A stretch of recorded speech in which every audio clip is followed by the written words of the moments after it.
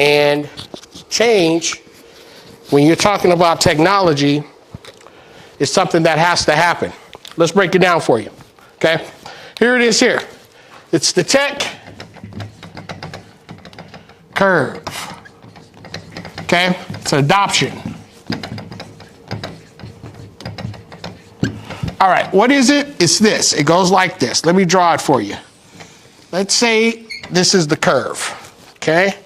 And in that curve, we have different levels of individuals. Okay? Here, we have the innovators. Okay? Innovators are those who brought the tech to the world. They're the ones like the, name an innovator. Bill Gates. Would you consider him an innovator? Yeah. Steve Jobs. Steve Jobs, he's an innovator. He brought Apple. He created the iPhone. Elon Musk. He has all these new tech that he's bringing to the world. They're innovators, and they can go years without making a single dime because that's not their goal. Their goal is to make change to the masses. So they're innovators. But then once the innovators come into existence and they have brought the tech and they decided to release it to the world through a beta testing, there's something called early adopters. People who understand the programming faster than most people. Okay, early adopters. Who is an early adopter? Well, an early adopters are individuals who might decide that they're going to do a beta test. They're the ones that say, hey, I want to be first. I don't want to be last. I want to go ahead and test it out. I want to learn about this new technology. For example, the iPhone. Early adopters are those who, they are always in line to get the next iPhone. These are the early adopters. New websites that may come out, new apps, they're early to the game. But then we have the late adopters.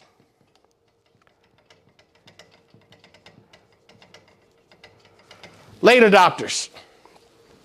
Once the late adopters jump on, it's at the top of the, it's like almost at the top of this curve. Okay? The early adopters, they get in early, so they're able to take advantage of a lot of the different growth of this new technology. Let's give it a perfect example. Let's talk about Bitcoin.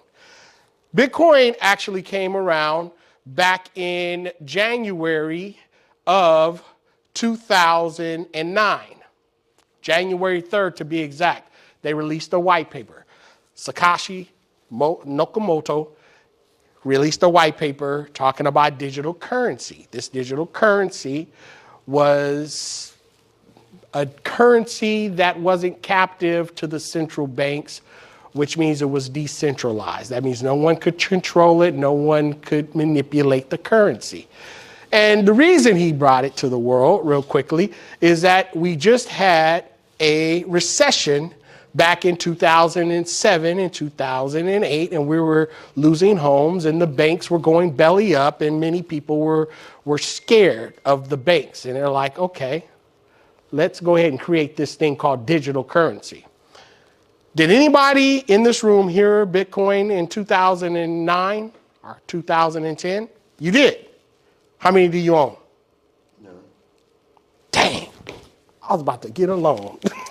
I was going to see if I can borrow a few dollars from you, my man. I was skeptical. Okay, so you were skeptical. I was highly skeptical. You was highly skeptical. All right.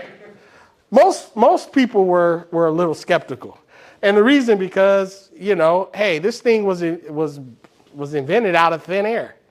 Where did this thing called Bitcoin? What is this? Can I spend it? But those individuals who were early, they created what's called the dark web, which we all heard about. And then they were doing things on the webs, trading, buying Bitcoin. Okay? They were early, super early adopters. And as we already know where Bitcoin is at today, it already broke $100,000 for one. I found out about it in 2017, and it was like 13,000 for one. and then it went up to like 20,000, and then it dropped all the way down to 3,000 in 2019, 2020, and then it just started gradually going back up. So there were always different times in the season to actually jump into the Bitcoin, but it's only really truly been around for around 15, 16 years. That's early. Still, if you think of technology, thinking about how long the television has been around, would you guys agree with that? Still a little early, right? Because the mass majority is still very skeptical about this thing called cryptocurrency. So there are now late adopters who are coming on board to this particular cryptocurrency. It's a new technology. But after the late adopters, you have the early majority. And the early majority are the ones that they've already decided that, yeah, this tech is good. I believe in it. Others are using it. I'll do it. They're early and they're the majority. And then we have the late majority. It's almost going down. And then we have the laggards, and they are the ones that do not change for anything. They decide that they will not change. So my question to you is this. Where do you see yourself on this technological adoption curve? Are you a early adopter, late adopter, early majority, late majority, or a laggard? My explanation of quantum mechanics, where do you think I am? You tell me. I'm a tester. All right, so you're an early adopter. Who's a late adopter? Who's like, you got to test it first and then I'll jump in? All right, there's a couple of late adopters. Who's a late majority? Who's like, dang, I missed it, but I'll try it now. I'll start buying. No, that's not, no. That's you?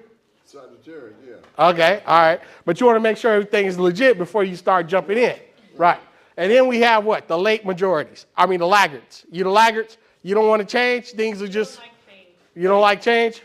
I don't trust the culture of today's technology, if that makes. I was trying to do something for him earlier in the office of pulling up a new document It's in a new way. Okay. He's like, no, don't do it that way. Okay. And you're not quite sure if this is the thing to do, right?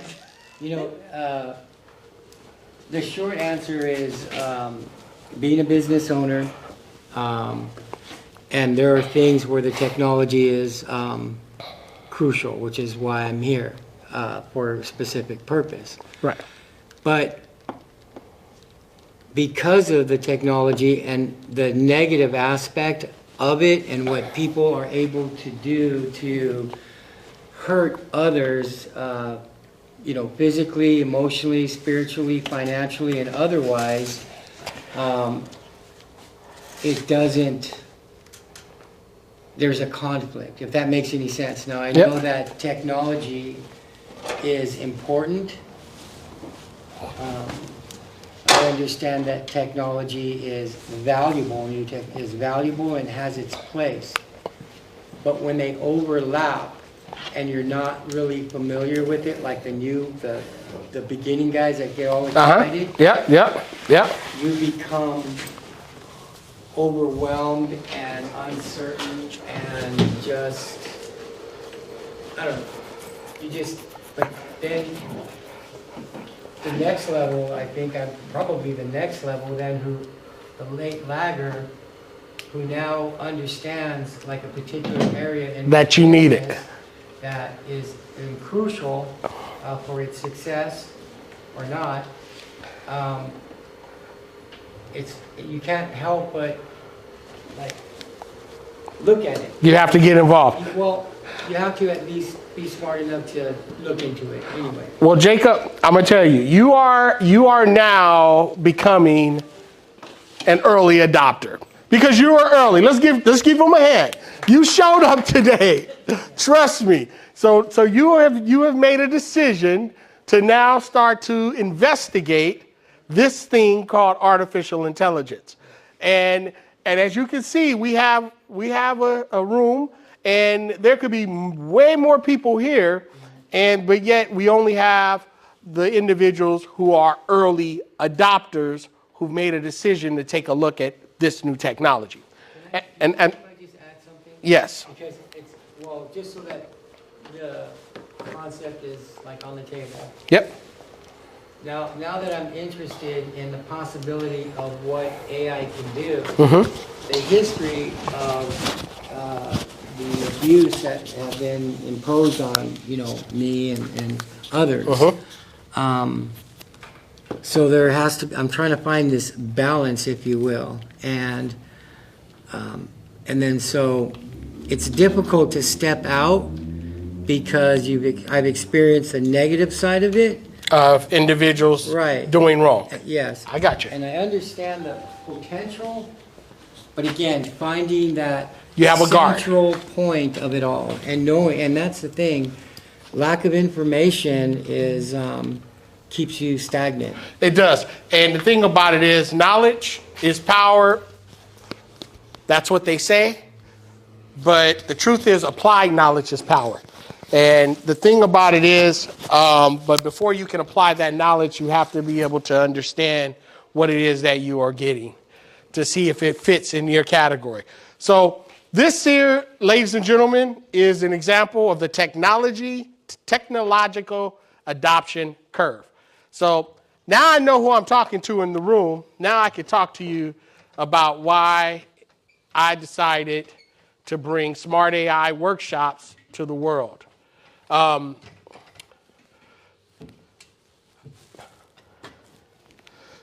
still cannot believe that I'm actually here teaching this class with you right now.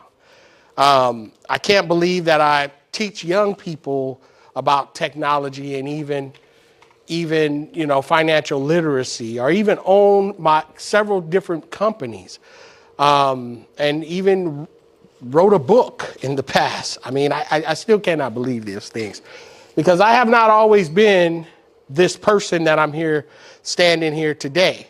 I grew up right here in San Bernardino, right here in the inner city of San Bernardino, right on the west side. And I used to hang out at the Boys and Girls Club, and I lived down on 5th Street, and I moved around the city a lot. I mean, my mom, single mom, and we moved. We moved a lot. But I had a paradigm shift, or a defining moment, when I was about 9, 10 years old. I moved with my dad, and he used to tell me I had to go to the local library all the time, which used to be here on F Street, here in San Bernardino. At the library one summer, they actually had a computer programmer there with those big floppy disks, the ones, and the computers in the back that you have to turn on, take forever to boot up. Well, I was always fascinated by computers. I used to always mess with the computer and get away from that. But one summer they said, hey, you know what? We're having a class, a coding class, and any of you guys would like to be part of that. And I raised my hand and I joined the coding class. So that summer, I actually was able to make a little stick figure walk across the screen. And at that point, I was sprung on tech. I'm like, this is so amazing to me. And I've always had a passion for tech. So from that point, I always was a guy with a camera. That's why you see all these different cameras. I've always had cameras. Any of my family members will tell you. I've always had a camera, and I've always done videos. I've had the big ones, the small ones, the little phones, the big phones. Tech has always been me. I'm the guy they call when they need their computer fixed. I'm the guy they call when they have a tech question. I'm always in that zone. But in 2007, as you guys already know, we had the recession.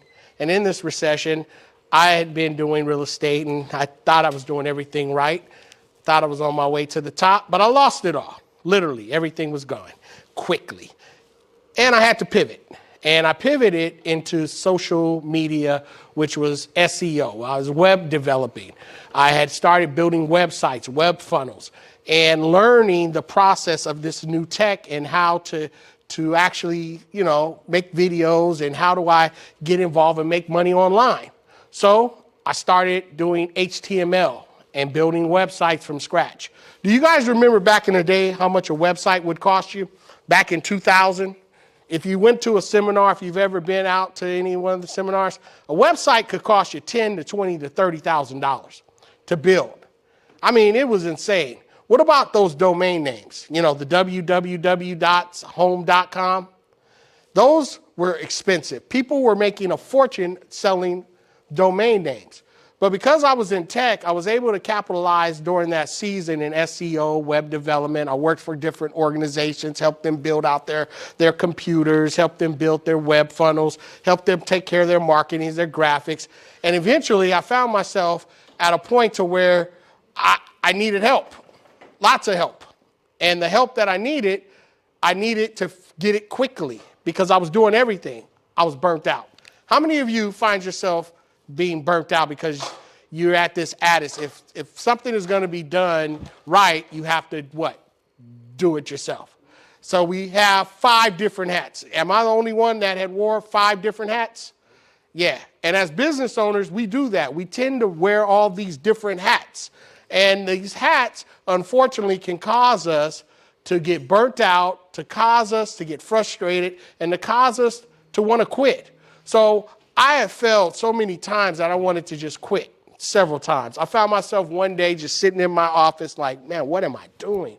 I got hundreds of emails. I got to check. I've got this project going on. I got graphics that I need to do. I've got to build this website. I got to take care of that. I've got to do payroll. I got to do all these different functions of a business, and I'm the only one doing it because I actually am holding on to it, okay? And to be honest with you, I needed something that I could do that would change and change quickly. And obviously we ended up in a season to where we had COVID. COVID put us in the house. And when we experienced COVID, we had a lot of time to really think about where we're at and how we're going to live and what our next step would be. So I started building online courses because I felt that I could make money with something on a consistent basis. And then something amazing happened in 2023. OpenAI brought us ChatGPT. And when they brought us this new technology, it was like a lifesaver. I'm like, you know what? This is amazing. How do I use it? What can I do? So I dove into it. I dropped my real estate. I dropped everything that I was involved in, and I went in and I studied. I mean, I spent nights burning the midnight oil. And I've been literally no sleep, bags under my eyes, sick to the stomach. My wife is mad at me. My family's like, what are you doing? And I'm educating myself about this new technology. And what I discovered is that now we have the ability to have a super smart assistant that can take on some of the tasks that we don't necessarily want to do. And it does it faster than I ever thought possible. And the knowledge that I had combined with this new super smart assistant, it gave me superpowers. I was able now to build websites in 3 days instead of 30 days. I was able to create copy instead of me having to dig my head in to find the right flow. I made copy immediately, emails immediately, tasks immediately, graphics, videos, quickly, faster than I ever done. And now, guess what it allowed me to have? Time. More time. And as business owners, what are we really stressed about most of the time? Can you guys tell me what that word is? Getting what? More time. And a lot of you business owners, does this picture, can you guys relate to this photo? Is that me? Is that me right there? Which one is you? The one with the hands on his head. Yeah. Right. That'd be me too. Okay. All right. That was me, and that's most of you. And how would you like this photo right here? Is this a better picture? That looks like he's thanking God. Right. Right. I mean, God is great, and that's peace. That's a peaceful look, right? And that's really what we're trying to do today, is help you come up with a system to give you this type of look right here, okay? How do we do that? The first step is this. Today, I want to talk to you about 3 keys to shift and transformation. Transformation, you got to have a shift, the shift. And the shift is next, and then there's the system. And the system is this. It's called Sawcast Framework. This framework is absolutely phenomenal. When you see the framework, you're going to be like, ooh, I need to implement this immediately. I need to do it. I need to get it out. And I need to make sure that my company is using it. And then assist. The assistant, using AI to get help. Hey, that's why you're here, AI. Let me show you how I'm using it to help me, okay? Is that okay? Is that all right? All right, good. The shift, the mindset. Let's talk about the mindset real quick. The mindset is this. If you want something done right, you have to do it yourself. I already addressed that. But if you look at this paper here, it says it at the top. What does it say? At the top, it says, today's goal, build the blueprint for a smarter, freer business using AI plus system. But then below that, it says smarter means focusing on high impact work while letting systems and tech handle the rest. And then the mindset shift, it states, if you always doing it yourself, it might be costing you more than you think. Would you guys agree with that? Yeah. Right? Right? Because that's the fact. If you're always doing it yourself, it might be costing you more than you think. And the fact is, a lot of times, we are doing it ourselves. And it does cost us more than we think because of all the different hats that we're wearing. And what it's costing us is time with our family. It's costing us a peace of mind. It's costing us the freedom to let it go and know that someone else can handle it without jumping in and saying, let me take care of it, do it this way. It's costing us a lot. And that's what we want to end. We want to end the pain. And I'm going to show you how. By having an assistant, but not only having an assistant, maybe a teammate, teamwork makes the dream work, but also using AI in the process of doing that.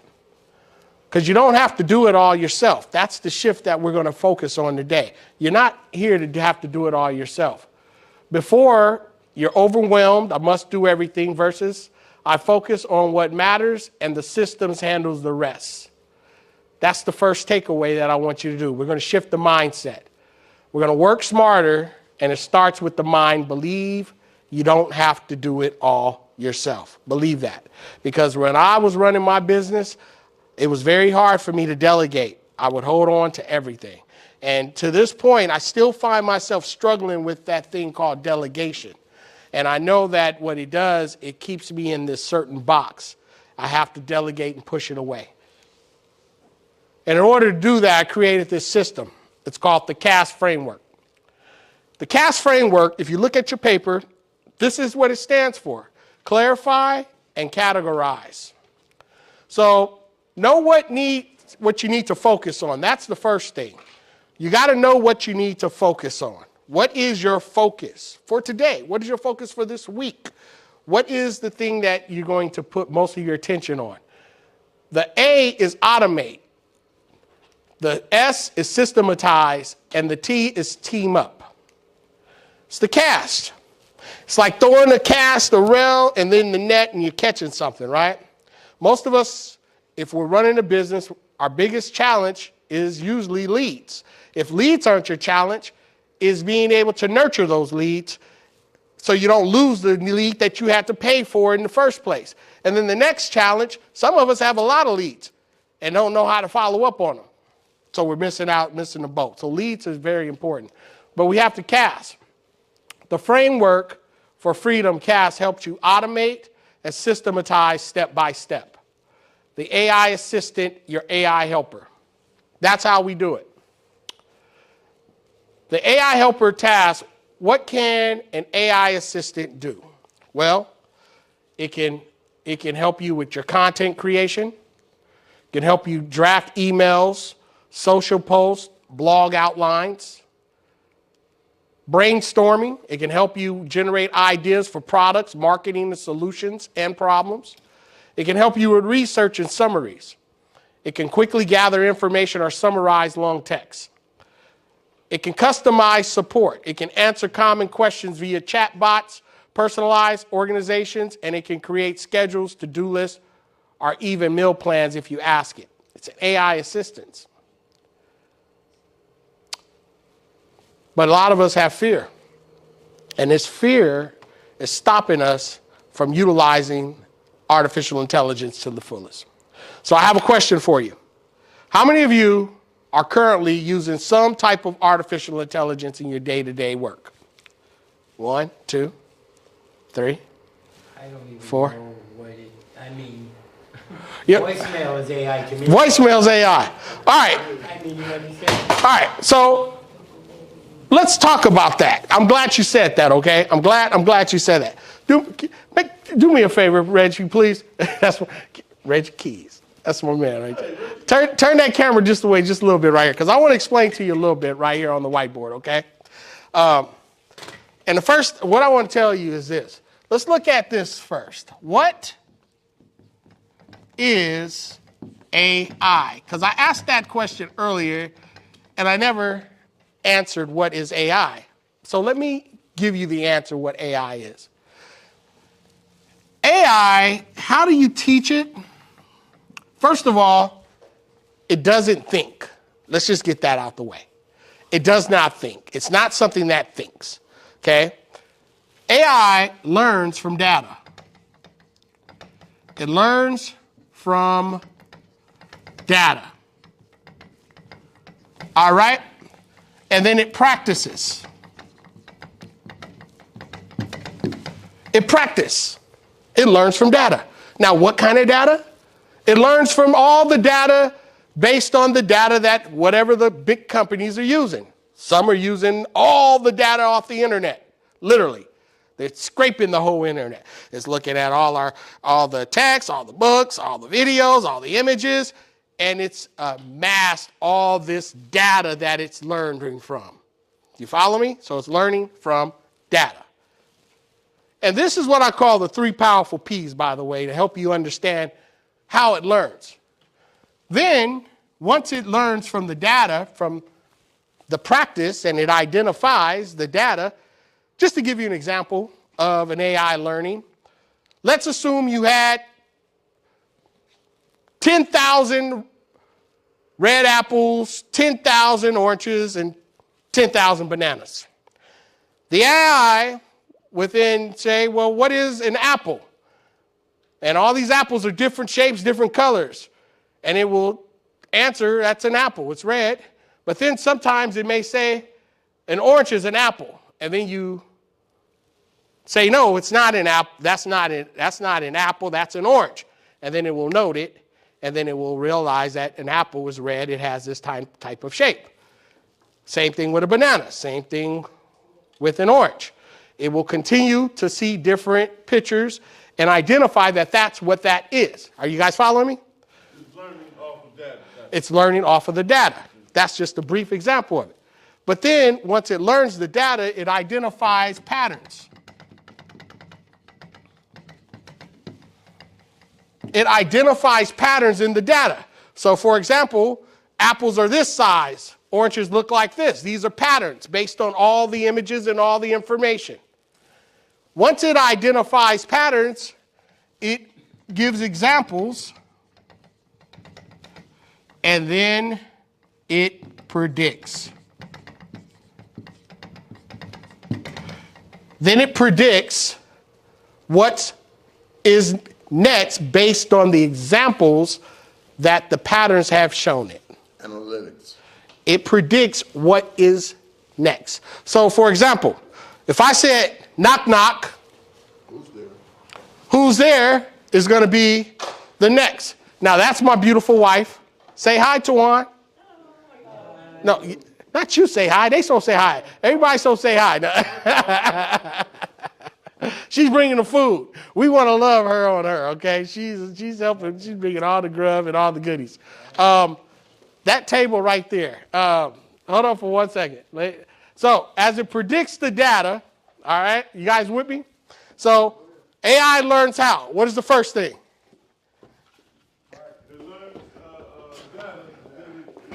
Practice. It practices. And then what's next? And then finally, it predicts. So if you say knock, knock, it's going to see who's there. And that's really the simplest definition that I can give you. That's what AI is. And then as these predictions happen, as those predictions happen, it improves. It improves on the data.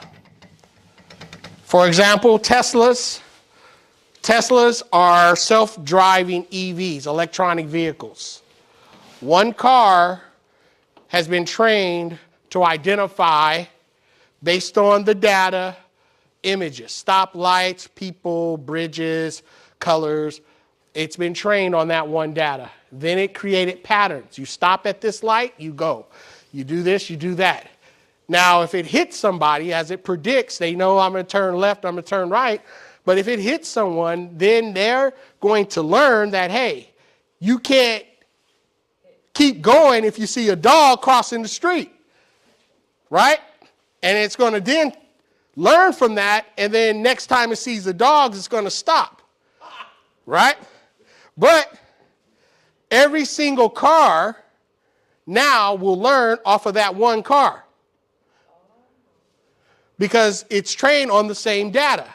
So now all of that information that that car has learned, that new data that was inputted, is now going to be downloaded in all the millions of Teslas around the world with one computer. It's pretty interesting, right? Yeah. It's pretty neat. Is it Bluetooth or what? How they get this next to? Hey, Elon Musk, he got, he the richest man in the world. I don't know. He probably just downloaded. Watch, I got a trick. Watch this. Did you get that? I got it. You guys want it? It's called mental. Jacob, like, what happened? You want some of that knowledge too? Here you go. Here you go. Wait a second. Yeah. All right. You think I'm a brain? Look at his head. Now, he's got a lot of knowledge. Now, his knowledge. I knew he had a knowledge. I could see it in his head. And the bigger your head, the more knowledge you have. All right? Right. I had a character, right, that I made on Apple. It's called Dome Michael.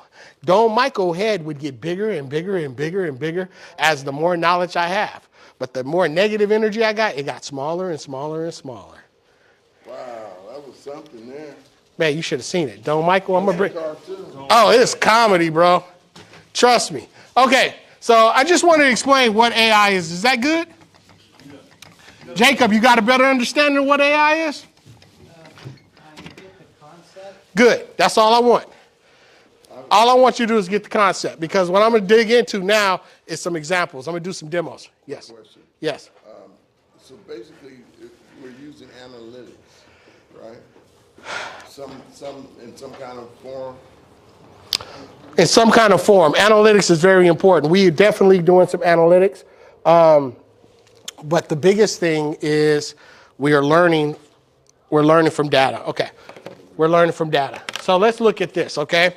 So as we are moving on, implementing AI into your systems. All right. So what I want to do is this. I want to open up some demos, and I'm going to show you how I'm using it, okay? So I'm taking you now to the drawing board. You guys need to see this. All right. Now, I want to ask a question. As business owners, name one of your biggest problems that you're dealing with right now that you would, hopefully would like to delegate. What's one issue that you're dealing with? Responding back to different customers and so forth. I guess emailing. Emailing. All right. Multitude instead of answering emails. All right. So you're saying you get a lot of emails and you need to be able to respond to those emails quickly, right? Yeah. All right. Well, okay. So emails. Anything else out there? Signing contracts, Creating contracts through the emails. Okay. Having DocuSigns in place. Yeah. Okay. Yeah, that's important. What else? What else kind of issues you dealing with? We're focused on marketing right now. Marketing? All right, marketing is key. Marketing is definitely key. As a business, you got to have marketing. Now, how many of you are graphic designers? Got one graphic designer? How many have tried graphics designing and realized that you're not the best at graphics? All right. All right. When you wear all the hats, a lot of times we try to do it all with the graphics, you know what I mean? And like I told you earlier in my transition to graphics, I had to learn how to do my own graphics because I didn't have no money to pay nobody to do it for me. So I had to figure out how to do it myself. Even though there were times that I could probably have delegated it, but I chose not to. So I had to learn how to do graphics, which is fine to a certain case, but it's not always necessary. So now let's take a look. So you got graphics, you got emails. What else? What else? Graphics, contracts. What else? What are you up to, coder? Oh, by the way, we have someone who is literally a coding genius who makes apps. This guy, you know, he does a big portion of the old school way of doing it. Right now, no, I use AI for everything. Okay. Right now, I'm using AI to build a video platform so we can create my videos and also put in the keywords so that way I can reach higher. Anyone who uses my platform and be able to get to that next level with my tool. That's what I'm saying? Excellent, excellent, expert. He's been doing it for quite some time, so he's good at it. So AI can answer the emails for me, like read it and answer? Oh, yeah, that's easy. That's easy. Oh, by the way, did everybody scan that code? No. Okay, do me a favor, pull out your phone. Pull out your phone, scan that code because you showed up. I want to go ahead and bless you with a gift. I want to bless you with something.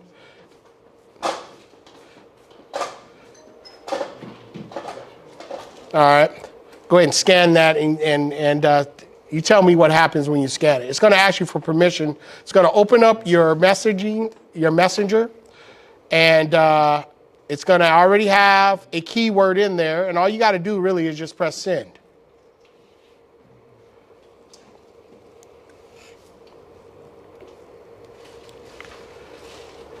Okay, what's going on here? How do we do it? You scan it and press send. Let me know if something happens. Sometimes it don't always work, but I hope it do this time. Don't worry, AI is remembered. It's going to practice it. Yeah, it's definitely practicing. It sent me the text. That's correct. Now press send. Press send, and then wait a minute and see if there's a response. If there's a response, let me know what the response is. Oh, yeah. Oh, there's a response? What does it say? Hi, it's Chante from Smart AI Workshops. Are you ready to see the power of automation? I'm sending you a copy of my free AI power self-final cheat sheet. What is your first name? Yeah, go ahead and give me your name. Go ahead and put your name in there. And what you're actually doing now, by the way, you are experiencing the power of automation. Automation means that I don't have to touch my phone and everything is happening for me. Did you get the message? I got it. Okay, make sure you answer all the questions. It's important that I get all those questions answered, ladies and gentlemen, because you got to be able to get a copy of this cheat sheet. It's mandatory. It's free. It's for you, for showing up.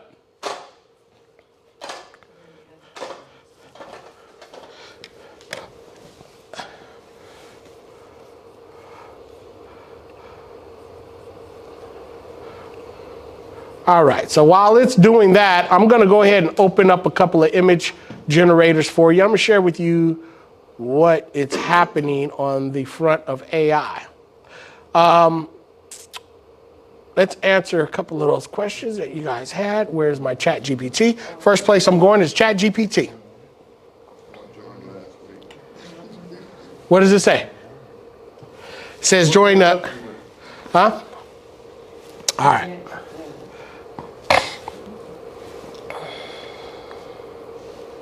Chat, open with chat. All right. All right. All right. So you guys got your free gift? Yeah. Did it arrive? Should have arrived by now.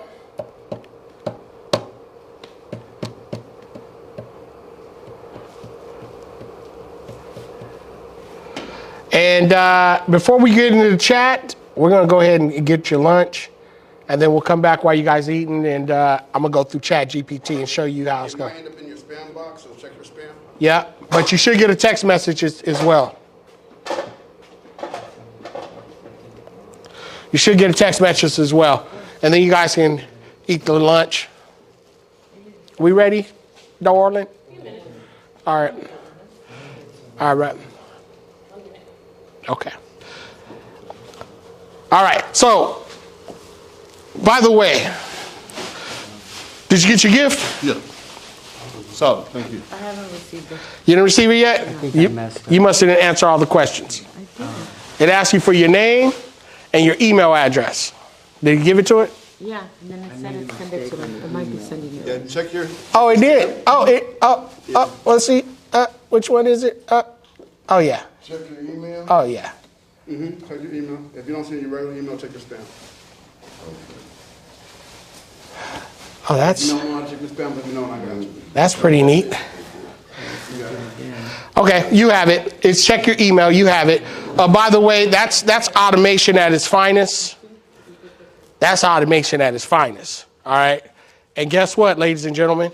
Not only is it automation, but it also, because you just did that, I actually have all of your information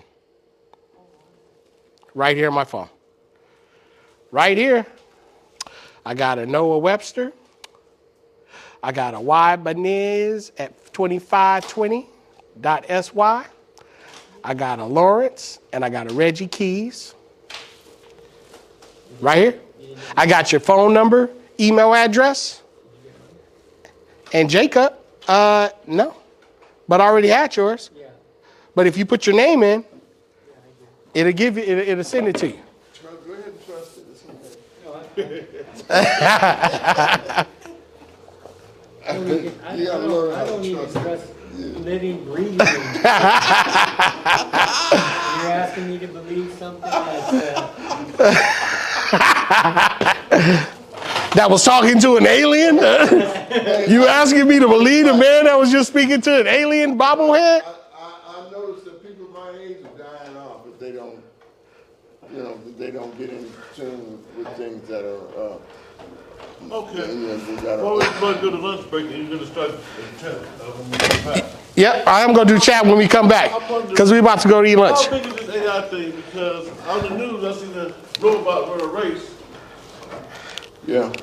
They do all kinds of stuff. Yeah, see, that's robotics. That's robotics, and AI is the mechanics that will help the robotics do what it do. But those robotics. But let me share something with you guys real quick. All right, this here is. First, let me pose this question to you. What if you were only trained? Remember, I showed you how AI learns by data, right? But what if you were only trained by only half of the information? What if you only were trained on half of the information? Only a small part of the actual info. Then your world would look a lot like this, right? Because it's missing. It's missing all the knowledge, right? It's missing data. Half of the information, because in life we all live in different cities, different countries, different worlds. And it's only a certain type of information that a lot of times you're getting exposed to. But what if you had all the information? Now your world would be a lot bigger. You'd have more ideas, more community members, more experiences. So you'll have a big world, right? Small world. So the reason I give you this example is this. Is because if you're missing information, that's how you can create what I call bias.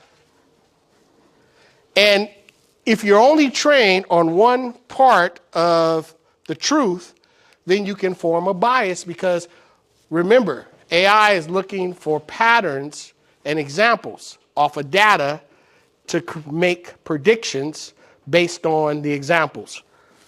And you can form a bias, which is dangerous. That's the danger of artificial intelligence. The bias that it can create. In other words, China. They're trained on a whole different set of data than we are here in the States. Right? Iran. They're training their AI robot based on a whole different type of data. Korea. North Korea. You don't know what they're training their AI on, right? But what if data is updated of an individual who is a racist? And that's all the data that they have ever uploaded, like a child. So in other words, this is like a child. AI is a child. And the information that you give it is only the information that it knows. So that's the bias that's creating, and that's what we want to avoid. So the food is ready. I want you guys to get you something to eat. Just think about that, though. Just think deep on that. And think about this question. Who would you want to train your AI agent?